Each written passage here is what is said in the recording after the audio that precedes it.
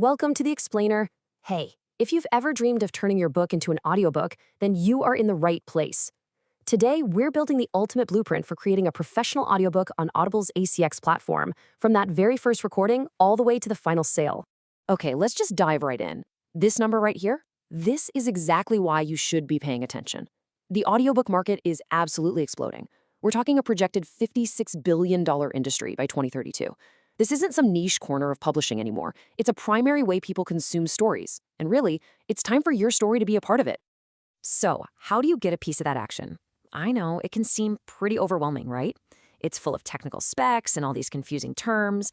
But look, don't worry. This explainer is going to be your roadmap. We're going to turn all that technical jargon and those complex steps into a clear, actionable plan for you. We've broken this whole journey down into 5 key stages. First, we'll start by creating your production blueprint. Then we'll focus on what I call the make or break first 15 minutes. After that, we're going to demystify all those technical requirements, craft a retail hook that actually sells, and finally, make sure your finished audiobook gets discovered by listeners. First up, your production blueprint. This is all about laying the foundation. And trust me, a little bit of planning right here at the start is going to save you a world of headaches, time, and, money down the road. So here's the first big secret. A successful production begins way before anyone even thinks about hitting the record button. Just handing your manuscript to a narrator and, hoping for the best? That is a recipe for disaster. You've got to prep your book for an audio format first. And this is exactly how you do it. You need to adapt your manuscript into what we call a narrator-ready script. That means adding pronunciation guides for any tricky names or technical terms. You want to make notes about the pacing and the emotional tone you're going for in key scenes. And if you're writing fiction, build a character compendium with notes on accents or specific vocal traits. That ensures everything stays consistent. Now, as you start looking for talent on ACX, you're going to see the acronym PFH absolutely everywhere. It just stands for per finished hour, and it's the industry standard for paying narrators. Basically, it means you pay based on the final, approved length of the audiobook, not how many hours the narrator spends in the booth. It makes the cost predictable for you, and while it rewards efficiency for them. All right, now for what might be the single most important step in this entire process, the first 15 minutes checkpoint. Get this right, and the rest of the project will go so smoothly. But get it wrong? You're in for some serious pain. Let me be clear. This is not just a formality or some friendly suggestion.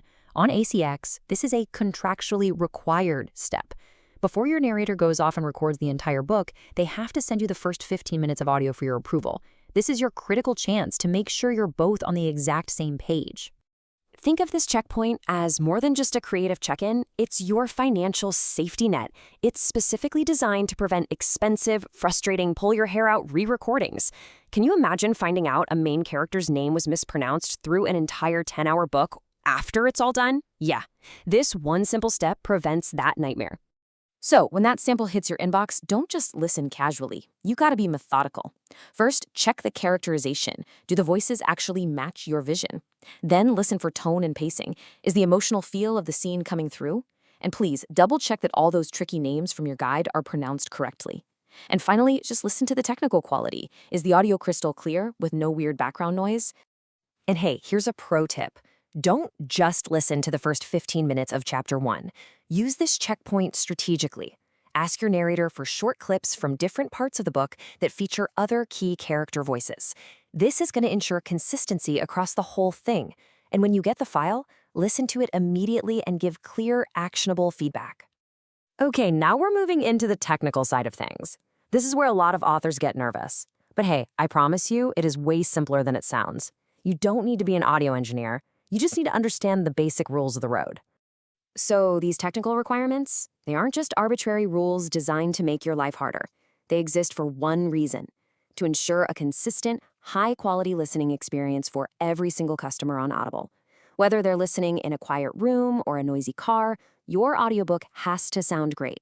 This right here shows you the exact targets your audio needs to hit. Now, look, your narrator or your audio engineer, they're going to handle the how, but it's really crucial for you to know the what.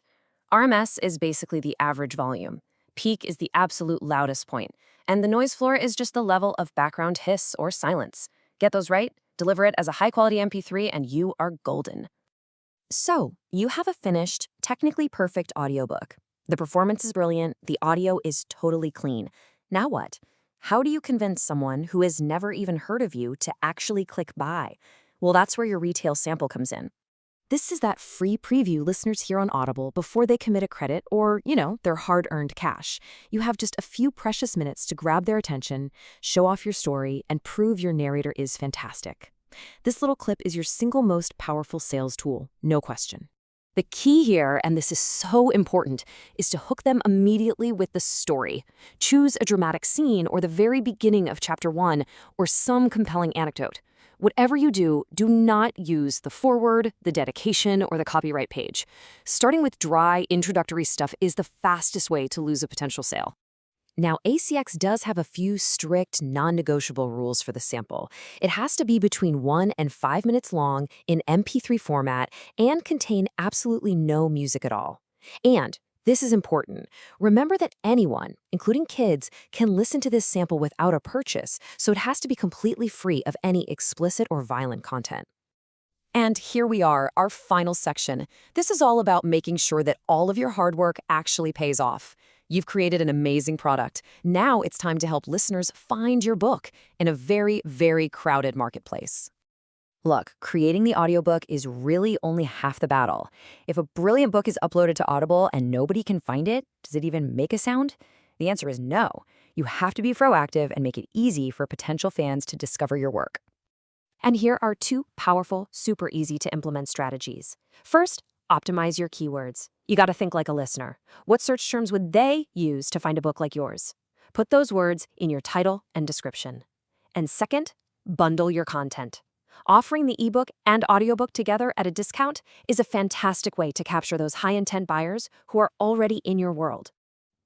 By following this blueprint, from prepping your script all the way to optimizing your keywords, you're not just creating an audiobook, you're opening up an entirely new world for your story. You are finding a whole new audience, one that is waiting right now to listen. The only question left is, who's going to be the first?